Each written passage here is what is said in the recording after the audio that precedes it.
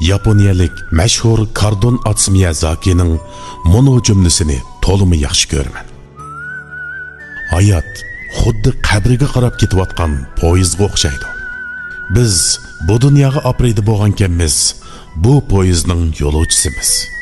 Poyezdda faqat berishning bileti setiladi.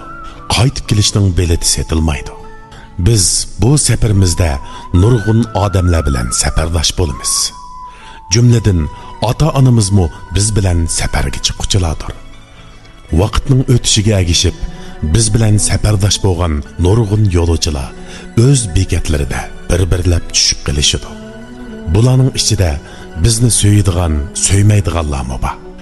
Ulardan vaqtsiz xo'shlashganimizda vujudimizni cheksiz azob qoplaydi. Biroq nima amal deysiz? Biz yanala safarimizni davomlashtirishimiz kerak. Toki o'z bekitimizga borganga qadar.